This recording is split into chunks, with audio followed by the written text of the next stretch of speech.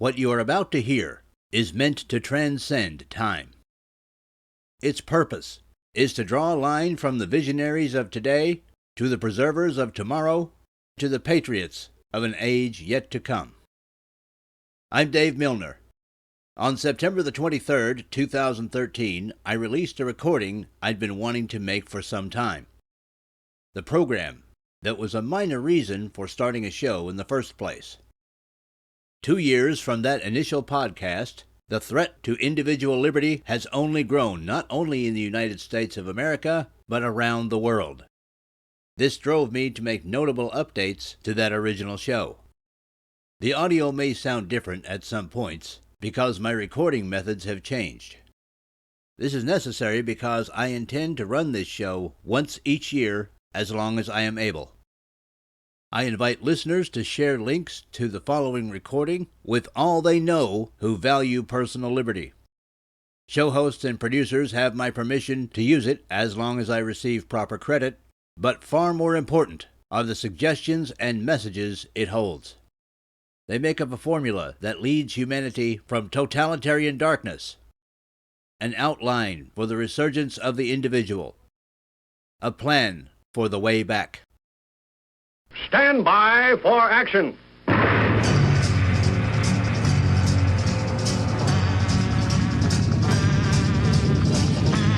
Thanks for joining me. My name's Dave Milner. I am the Unpleasant Blind Guy.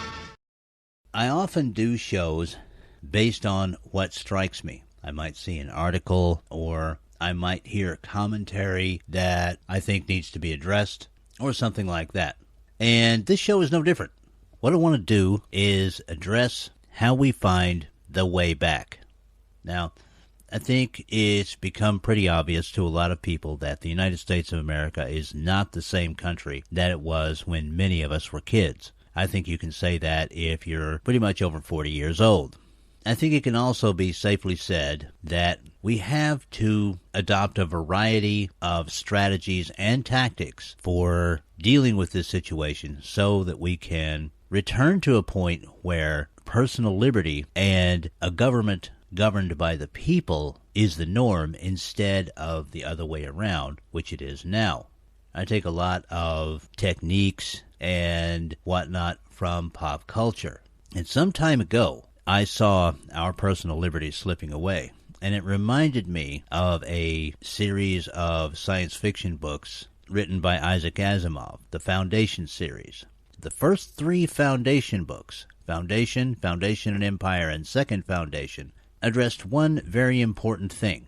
In these books, a galactic empire, which had represented order and peace, was breaking down through decadence, corruption, and other issues. The hero of these books believed that it would take 10,000 years before a new empire that would have real benefits for its people would rise again. So what he tried to do was to create social engineering that would guide people so that instead of 10,000 years, what he called interregnum would only last a single thousand of years.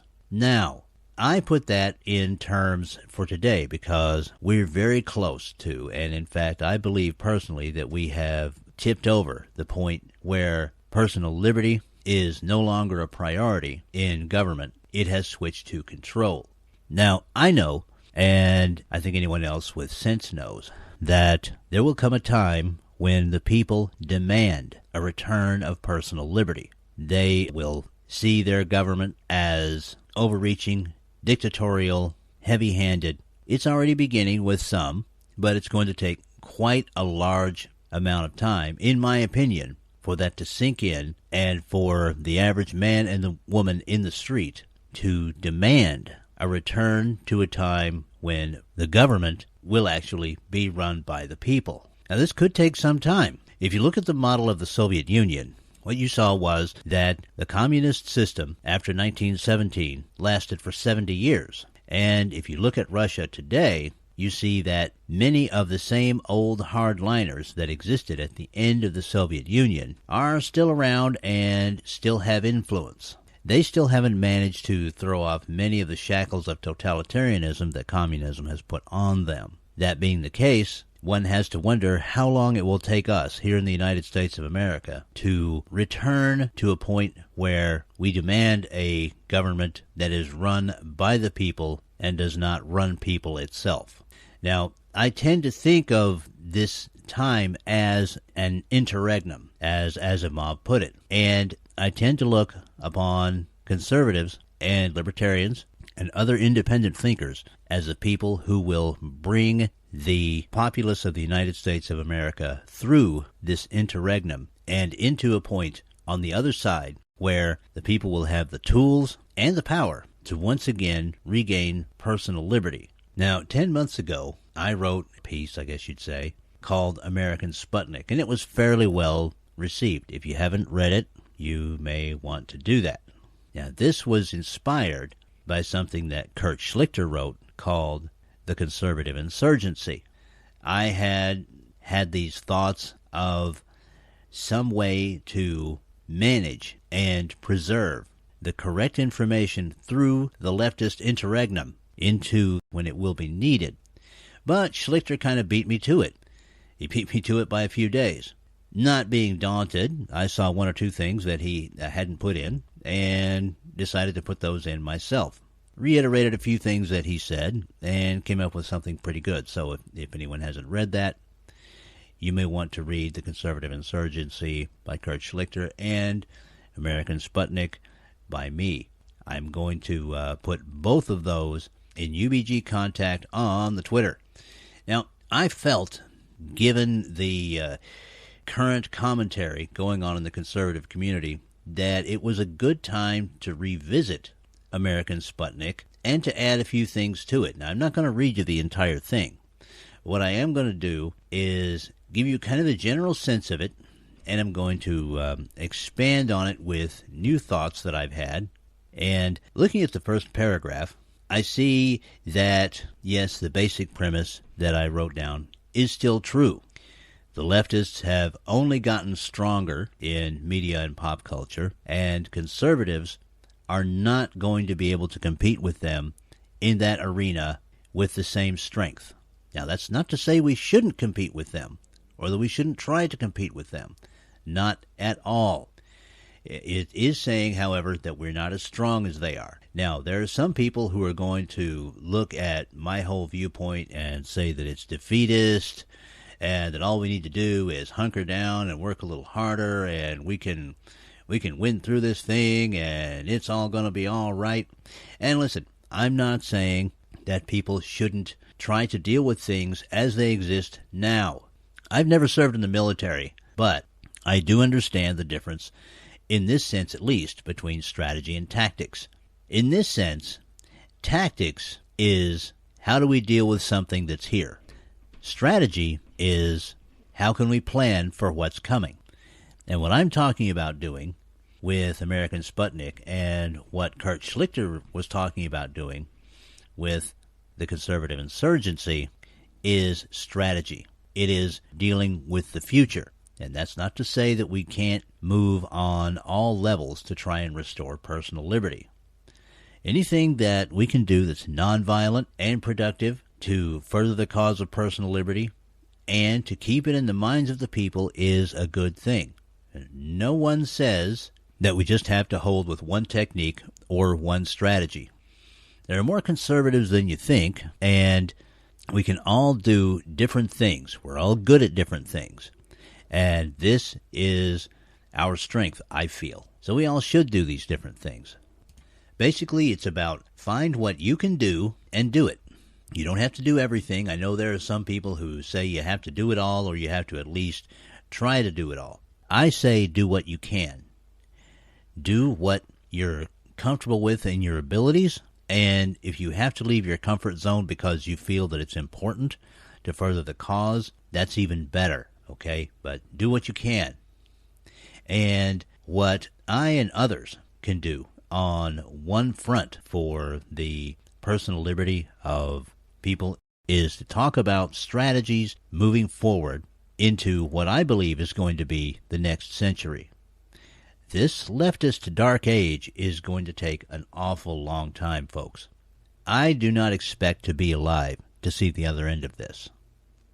It would be nice if I could be, but I don't think I will be. So what I'm going to do is try and lay out some strategies that people can use in the years moving forward. Because if this doesn't stop with us, it can at least start with us. And that's what I talked about in American Sputnik. Now, Americans don't like to wait. We've been raised in a give it to me now culture for the most part, and most of us are impatient. We don't like starting from the start. Baby steps are something we hate, or as Richard Marcinko put it in some of his books, I hate bleeping square one.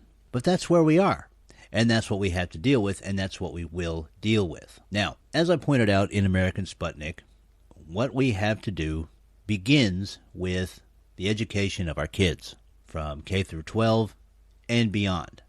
What the left wants to do is summed up in Common Core, and Michelle Obama rather chillingly said that we have to change our traditions and we have to change our history. And let me be clear about this, folks.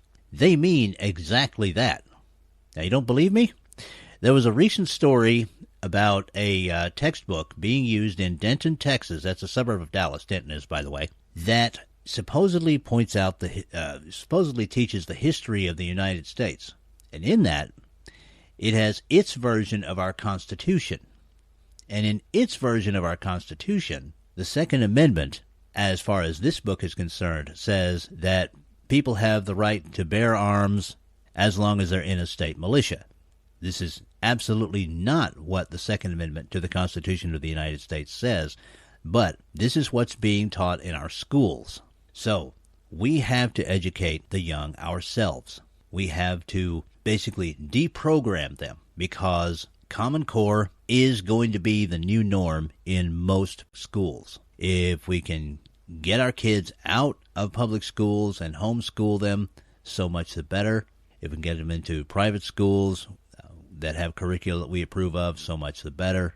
But the alternatives for educating our kids are going to grow fewer and fewer as the left slowly tightens its grip on our educational system. They will make sure that no one can get any kind of official certification who hasn't gone through their program. So, what do?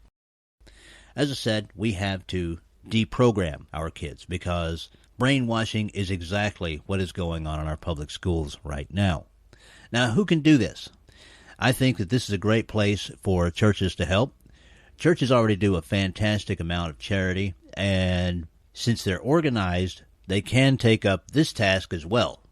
People can bring their kids to the churches, and they can give them proper education, teaching them respect, but also teaching them that some of the principles that they're being taught in the public schools are just plain wrong, and showing the kids why these are wrong, so that at the other end, we will have kids who understand history, ethics, personal responsibility, and respect. And we will also have kids who will understand that they are growing up in a world that increasingly does not believe what they do. We will have to teach our young how to resist the oncoming tide of socialism in a nonviolent and constructive way. And we can do that. That is possible. Now, in American Sputnik, I expanded on an earlier idea that I had called freedom boxes or liberty boxes. These were materials that I felt a future government might proscribe because they do not agree with what these governments might want. And I included things like the Articles of Confederation, the Declaration of Independence, the Constitution of the United States. That's as of about 2008. The Federalist Papers, Democracy in America by Alexis de Tocqueville, The Road to Serfdom, history school books. This is history school books that were produced before 1975, or history school books that have been properly vetted and do not have leftist content. The Art of War by Sun Tzu, and I'm adding one here, Lord of the Rings, because Lord of the Rings teaches some very nice moral lessons. But what I said in American Sputnik, and what I still say, is if people can gather these materials together, they should be in print, first of all, and they should try and get as many copies as possible. One to save for the future, for a time when the people are going to need to have real blueprints of the kind of government that they can control instead of the other way around, and copies for teaching. Copies for teaching our young. Copies for showing people who have an interest. Because that's what, as Mr. Schlichter puts it, a real insurgency is about in many cases. It's about information. And at this point, the left controls almost all mass media outlets. So we are going to have to approach the problem from the bottom up. We are going to have basic information and be able to disseminate it in a way that can't be tracked by a future government. And while you can easily track an email, you can't easily track a book that you hand to someone. Now, one thing the lefties have been able to do in furthering their cause, and this ties into education as well, is they've been able to develop songs, poetry, plays, movies, TV, things of that nature that have been entertaining and have furthered their cause. Conservatives have to do the same thing. And yes, I am talking about doing this as a long-term strategy, as part of education, because we have to remember that even though we're discussing deadly serious business here, there has to be a fun aspect to things. People can't be on a conflict footing 24 hours a day, 7 days a week. If that happens, you're going to go crazy.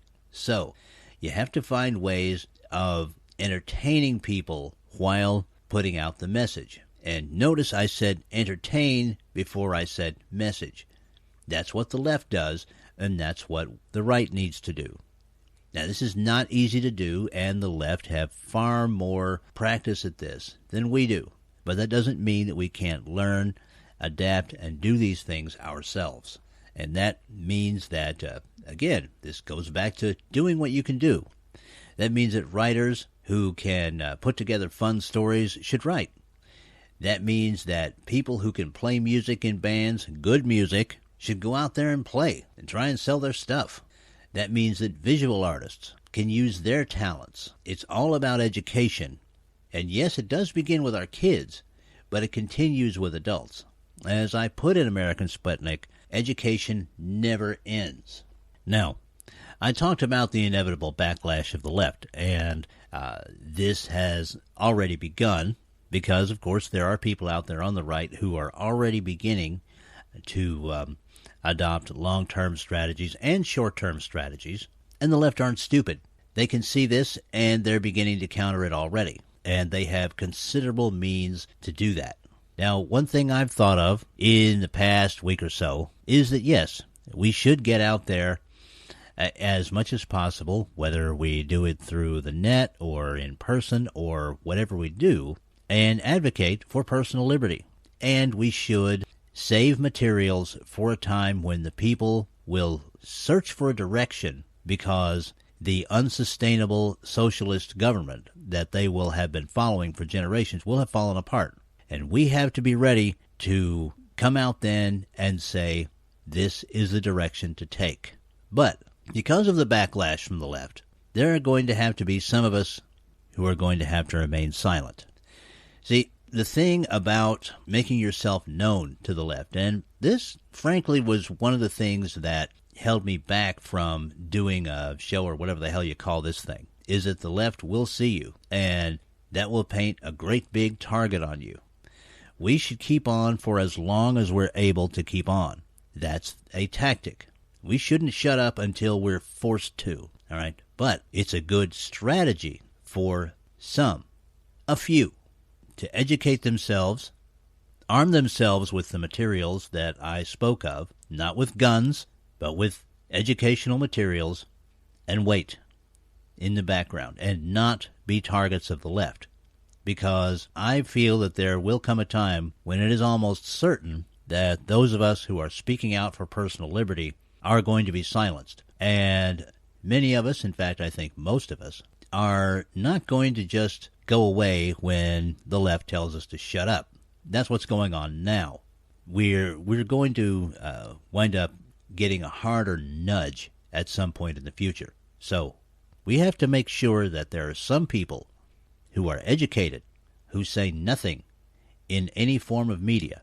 This will ensure that however bad any future government gets, that there will always be a few people out there ready to show the people the way towards personal liberty from socialism. Now, that's all pretty speech and everything, but how do you disseminate information in a world controlled by an overreaching government? I mean, when the internet is no longer accessible to people on the right, how do we get information back and forth to each other?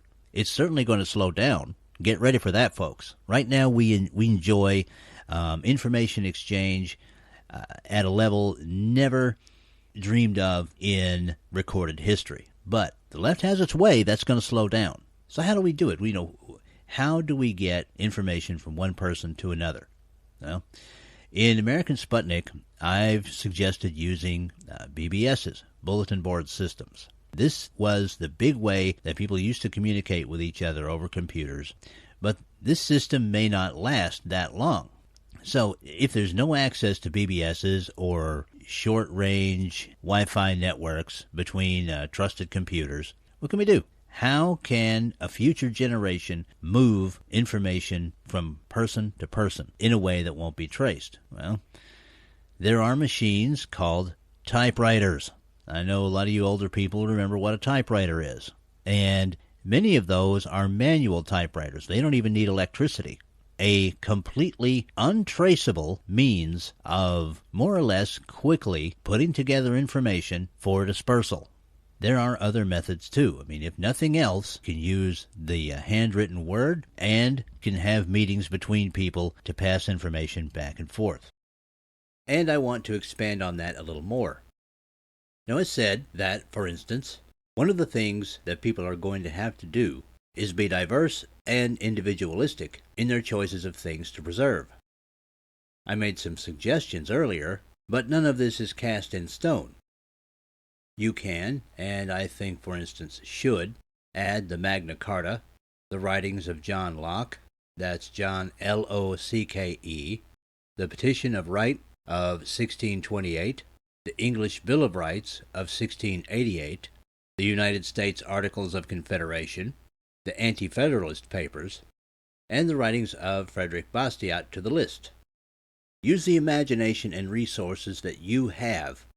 Teach with and preserve what you can. When the day comes that the new patriots begin to form the next republic, that will ensure that there will be a large body of material for those framers yet unborn to study.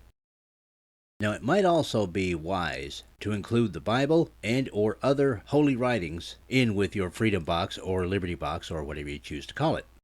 I mention this, though many of you probably already have that notion, because in the 2 years since the initial recording of this program, the Islamization of the world has been accelerated greatly by people like the current President of the United States, Barack Hussein Obama. That future generation, yet unborn, that is going to have to set up a new republic could well be living in a world where any writing, any teaching, anything that is not Islamic will be proscribed, destroyed on discovery, and its owners penalized with jail time or possibly even death. Let's make no mistake here, people. This is not playing around. As governments not just in the United States of America, but elsewhere become more and more totalitarian, their methods for information control are going to become more and more harsh. Succeeding generations of defenders of personal liberty are going to have to be stronger, and they're going to have to be smarter. I spoke earlier of how some of the teachers and preservers are going to have to go silent so that they will not be detected. You could call that the way of the snake. A snake is a delicate creature that can easily be crushed. So often it must be silent, move carefully, and strike only when the time is right.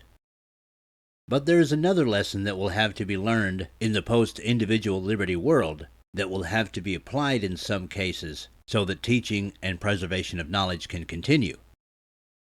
If some being silent and pretending to go along with whatever administration is in charge at the time is the way of the snake, some others will have to practice the way of the chameleon. Along the line between the making of this recording and the new republic will be a stretch of indeterminate time where leftists and Islamo-fascists will be in charge. Now, thugs like this need to know that they have their boots on the necks of the people. They need wins in order to be secure. And that means that once in a while, someone on what we would today call the right will have to make a sacrifice and publicly say that they have seen the light of socialism, communism, Islamofascism, or whatever flavor of totalitarianism is running the world at the moment. By throwing this kind of red meat at the tyrants of the future, they will better be lulled into a sense of security until the time comes that they can be overthrown. Now, I know everything that I've spoken of sounds rather dire and quite a lot to do. Some of you may even be thinking that it would be pretty much impossible to preserve and teach with the knowledge that I'm talking about. Totalitarian regimes can be very thorough. History has taught us this. But I'm here to tell you that not only can it be done, but that it can be proven that it has been done. Documents on the ancient Roman Republic lasted over 1,800 years, from the end of that republic to the beginning of the constitutionally federated Republic of the United States of America. And believe me when I say there were people in power who did not want the populations they controlled to be informed of any other form of government than the one they were living under. And yet, despite that, the documents were preserved and the teaching continued from generation to generation. If it's been done once, it can be done again. And for the naysayers out there who might be thinking that all I'm talking about would be just starting a multi-generational cycle over again that will inevitably end with more tyranny, I'll point out that the Constitutionally Federated Republic of the United States of America mandated more power to the individual than the ancient Roman Republic. This because the framers of the American Republic were able to study and refine methods of government used before, during, and after the ancient Roman Republic. They took the lessons of their past and formed a better version of a republic. If teachers and preservers of the information I'm speaking of hold to the task and do their jobs well enough through the years, the generation of patriots yet unborn will be prepared to set up a republic that not only mandates more power to the individual, but will avoid any mistakes possibly made by the framers of the American Republic, so making for a better chance that the ongoing cycle of freedom to tyranny and back again will not revert back to tyranny. Now, guys, I understand that what I'm talking about is not the kind of thing you want to hear. We all want to believe that we can resolve this thing in a few years. I don't believe we can. But what if I'm wrong? What if I'm full of crap? Well, you know what? If I am, it's not going to hurt anything to gather the materials that I'm talking about. Because one thing is absolutely for sure. The left is never going to go away. Elitists can gain too much power through socialism. Since I wrote American Sputnik, we've seen that socialists and Muslims have begun to operate in concert, something which is rather frightening to me, but something that I think should not be a surprise to anyone who has any notion of strategy. This is a favorite method. The enemy of my enemy is my friend. And right now, socialists are getting together with Muslims to create a control base. And that is going to be something that we have to counter over time. Patience is required in any long-term struggle, and we are going to have patience whether we like it or not. And one other aspect, we're going to have to deal sometimes with allies that we might not necessarily want to deal with. And what I mean by that is that we're going to have to deal with folks that we don't necessarily personally like. We're going to have to deal with people who may not have our same religious beliefs, our same lifestyle choices. Now, there are really good people out there who have really good values, but they don't necessarily want to deal with people who don't share their X, whatever it is.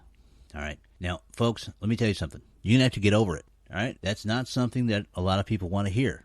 But if in the long term we are going to emerge victorious, and I think we will, if we're going to keep the interregnum as short as possible and possibly save a generation or two from living under socialist dominance, we are going to have to ally ourselves with people who aren't 100% like us. Now, don't let the left tell you that only people on the right are like this. Guaranteed there are plenty of leftist bigots. They just hide it better. They know all the politically correct language. They know how to spin everything so that it looks as if they're not bigots, but we know that there are just as many bigots on the left, if not more, than on the right. So, what do? We ask ourselves the question, which is more important, me being comfortable or me allying myself with whoever I need to further the cause of personal liberty? Now, I think most of the people on the right are going to make the correct choice. And here's something else that some of those folks are going to find. It might even come as a surprise to them. The people that don't necessarily have the same lifestyle choices or religious beliefs or things of that nature are not as bad as they might think. They're going to find this out to their delight. Now, as the new friends of the elitists say, the new friends being the Muslims, say, they have all the watches, we have all the time. And that, I believe, is the strategy, the long-term strategy that we on the right are going to have to develop while we're using short-term tactics. And if we do that, if we're nonviolent, if we're tolerant, if we are respectful, and if we work in this struggle for the return of personal liberty, I know that we can prevail. Now, there will be some who will say that all of this has been defeatist talk, and I bring to them 2 points. First of all, anyone in a struggle who does not allow for a long-term strategy and merely concentrates on short-term tactics is a fool. And the other one, we've already won. We need to understand that personal liberty is something that most people want and most people enjoy. So the question of personal liberty isn't one that we're going to lose on. We haven't lost. We will never lose. We've already won. And I say that with good short-term tactics and a long-term view that is respectful of others, pragmatic, and applied with love, we will find the way back. Whether you listened to this program as part of a series or in total, I want you to know that I appreciate each and every one of you. Take from this program and apply the methods suggested and add some of your own. Thank you for listening. May your God go with you, and may God go with the teachers and preservers of the legacy of personal liberty yet unborn. Goodbye. The Unpleasant Blind Guy is copyright 2015, Anno Domini.